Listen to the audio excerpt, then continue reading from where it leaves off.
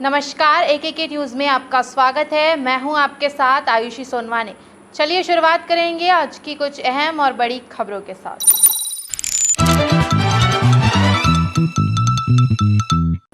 राष्ट्रीय जनता दल के नेता और उप मुख्यमंत्री 1 मई से होगी वैक्सीनेशन के चौथे संस्करण की तैयारी। वीडियो कॉन्फ्रेंस के जरिए मुख्यमंत्री ने किया स्वास्थ्य कर्मचारियों को संबोधित। गृह मंत्री नरोत्तम मिश्रा ने भोपाल सेंट्रल जेल का भ्रमण किया।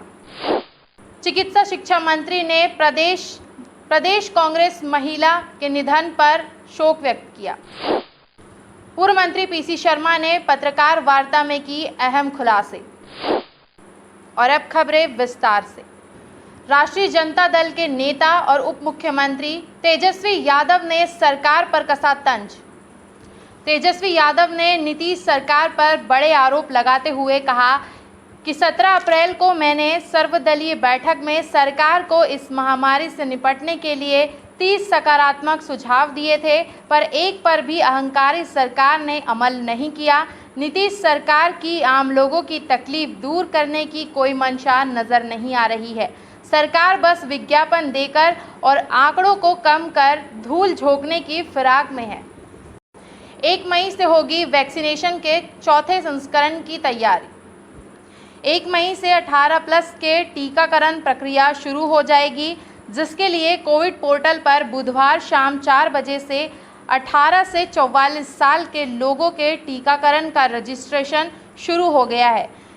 इसके लिए 1.33 करोड़ लोगों ने रजिस्ट्रेशन करवाया है। शुरुआती 2 घंटे में ही 5 करोड़ लोग covid.government.in पर रजिस्ट्रेशन कराने आ गए थे, जिससे सर्वर क्रैश हुआ तो लोगों को दिक्कतों का सामना भी करना पड़ा। इस बीच जिसके रजिस्ट्रेशन हो गए उनमें से ज़्यादातर को पूरी जानकारी नहीं मिल पाई। किसी को तारीख नहीं पता तो किसी को सेंटर।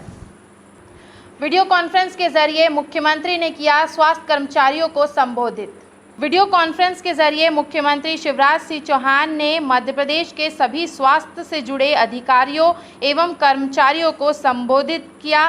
साथ ही उन्होंने कहा कि आप सभी का शुक्रगुजार हूं, जो आप सभी ऐसे कठिन दौर में अपने सेवा संकल्प पर जारी है।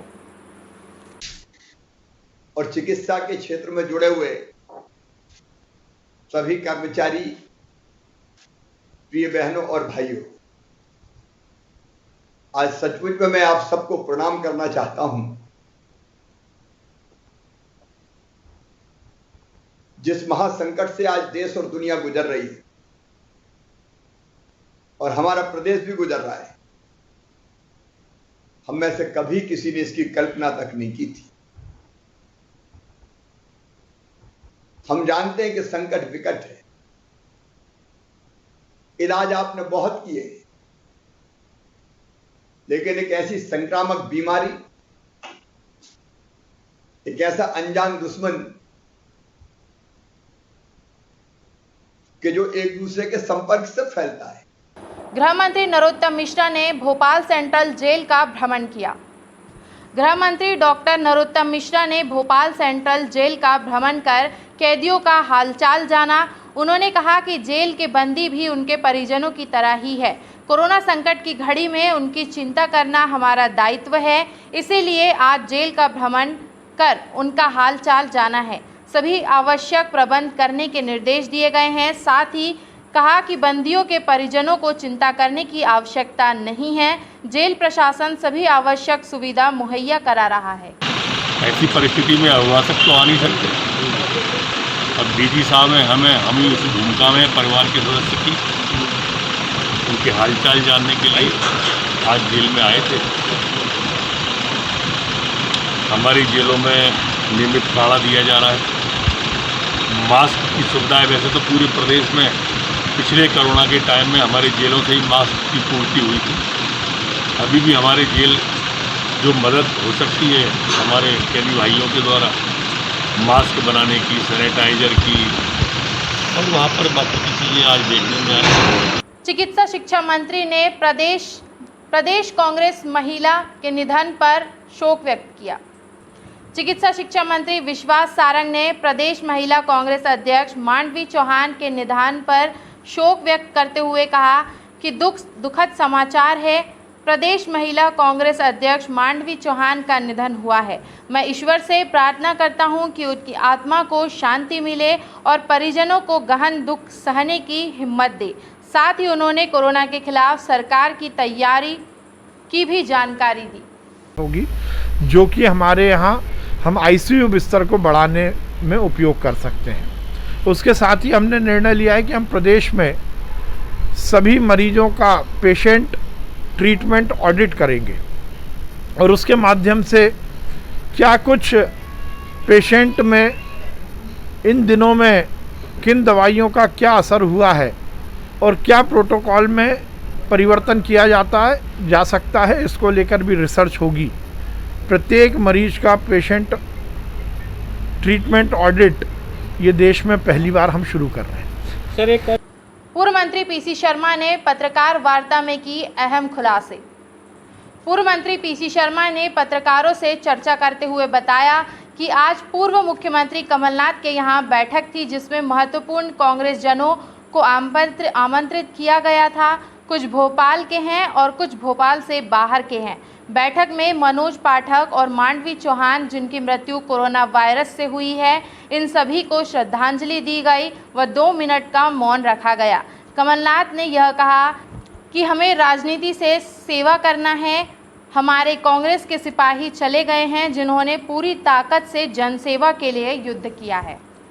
कल क्राइसिस मैनेजमेंट की बैठक हुई, उसमें बीजेपी के विधायकों ने भी उठाया कि जेपी अस्पताल में कोई व्यवस्था नहीं, कोई फोन उठाने वाला नहीं है, कोई कभी बेड खाली नहीं रहता वहाँ। इसको सिस्टम को बदलो। ये स्वास्थ्य मंत्री जी का, रामेश्वर शर्मा और विधायक कृष्णा गौर ने भी कहा, मैंने भी कहा, इसको सिस्टम सुधारना पड़ेगा।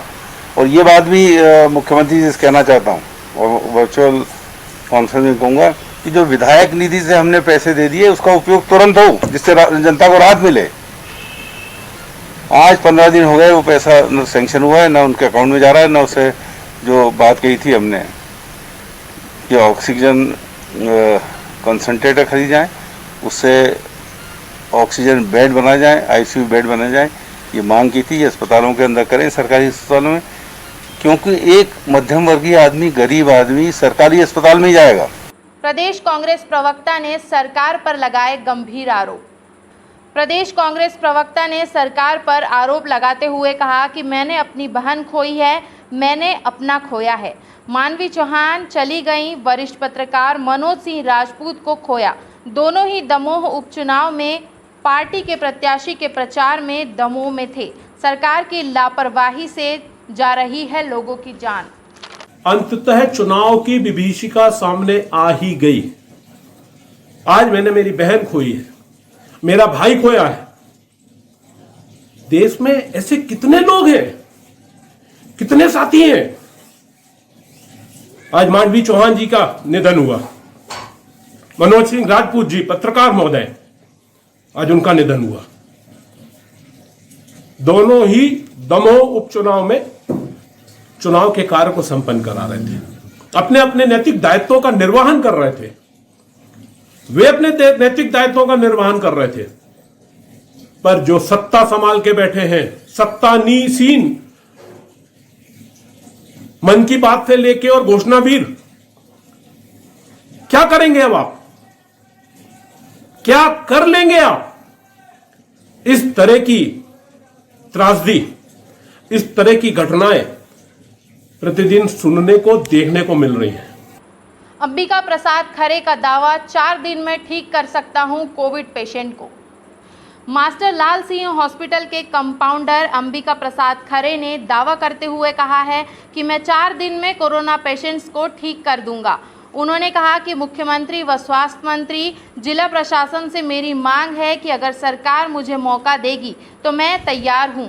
अभी तक मैं लगभग 15 मरीजों को ठीक कर चुका हूं और आगे भी मेरी दवाई से मरीज ठीक हो सकते हैं और फायदा ले सकते हैं।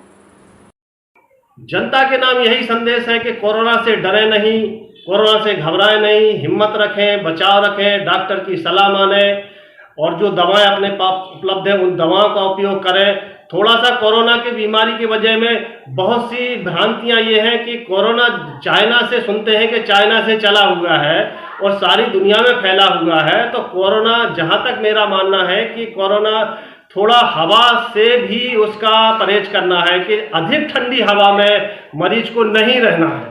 जैसे कि एसी में अगर रहना भी है तो थोड़ा को एसी को कम करना है, अगर कूलर में रहना है तो थोड़ा कूलर को भी कम करना है। दूसरा, भोजन में बहुत अधिक परहेज करना है कि ये फ्रिज वाली चीज़ें निकाल के एग्जैक्ट तुरंत नहीं खाना है, उनको सामान्य तापमान पर लाने के बाद भी खाना है। फ्रिज का पानी नहीं पीना है और खुली हवा में रहना अधिक से अधिक समय तक। अगर कोरोना पॉजिटिव मरीज है तो उसके लिए मैं ये कहना चाहूँगा, हमने जिन मरीजों को अच्छा किया है उनको हमने खुली हवा में रह के और इलाज करके ठीक किया, ये इसकी सबसे बड़ी ज़रूरत है। बहुत बहुत शुक्रिया। न्यूज़ कैपिटल एक्सप्रेस के संवाददाता ने डॉक्टर जैन से की खास मुलाकात।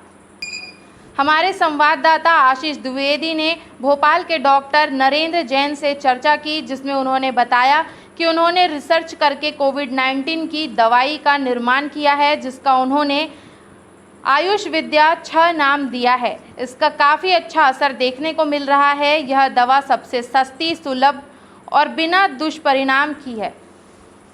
अरे आप सोशल डिस्टेंस मेंटेन करके आप मास्क लगा के कम से कम संवेदना के समय उसके घर के बाहर तो जा सकते हैं। यदि कोई बॉडी के लिए कुछ प्रॉब्लम्स आ रही है तो आप कम से कम एम्बुलेंस को फ़ोन तो कर सकते हैं। यदि 4 आदमी नहीं है तो आप लगिए, आपको ऐसा नहीं कि मतलब तुरंत ही आपको कोरोना हो जाएगा। आप सोशल डिस्टेंसिंग मेंटेन करके या विवेकपूर्वक अपनी सुरक्षा करके अपने पड़ोसी, अपने रिश्तेदारों को सहारा तो दे सकते हैं। आज उसकी बारी है, हो सकता है कल आपकी बारी हो। क्या संदेश देना चाहती हैं? सर, हमारे किसी से फीस नहीं लेते हैं। कोई भी आता है कोरोना का, मान लो कोई गरीब है, कैसा है, सर उसकी मदद भी कर देते हैं, फिर भी दवाई दे देते हैं और बहुत जगह जगह फिर भी दवाई जा रही है। वो किसी से फीस नहीं ले रहे हैं, 1 रुपये किसी से आज तक फीस नहीं लिया मैं कोरोना के। मसाजिद कमेटी के चेयरमैन ने जनता से अपील की है कि घर में रहे, सुरक्षित रहे और कोविड गाइडलाइन का पालन करे। मसाजिद कमेटी के चेयरमैन यासिर अराफात ने जनता से अपील करते हुए कहा कि मध्य प्रदेश शासन की गाइडलाइन का पालन करे।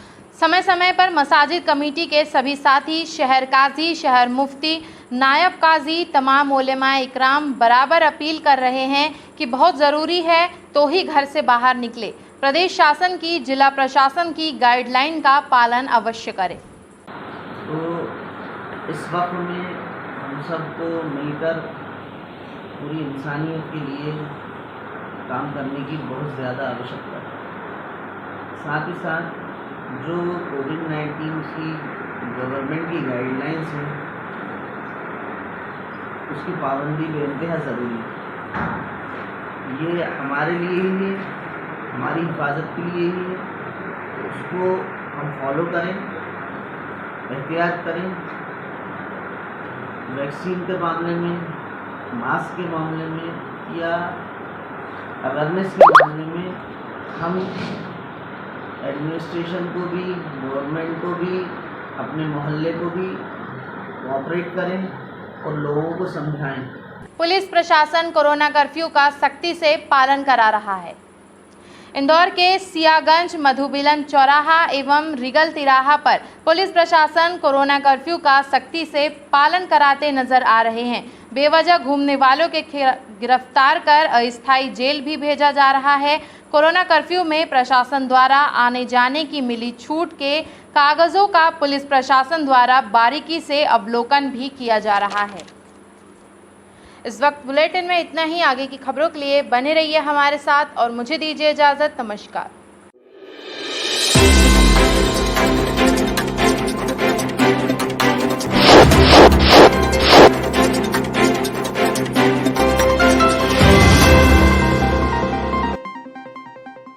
नमस्कार, आप देख रहे हैं AKK न्यूज़। खबरों की दुनिया से 24 घंटे 7 दिन हम कराते हैं आपको खबरदार। हर छोटी बड़ी खबर पर होगी पैनी नज़र, जिसका सीधा सरोकार आपसे। गली नुक्कड़ चौराहे से, कस्बे से, शहर से, सूबे तक आपके हक की बात। खबरों को तलाशने और तराशने के बाद न्यूज रूम से सीधे आप तक, और अपने अनुभव के साथ बेबाक अंदाज में सटीक खबर सही हाथों में। सही खबर दिखाना हक है हमारा।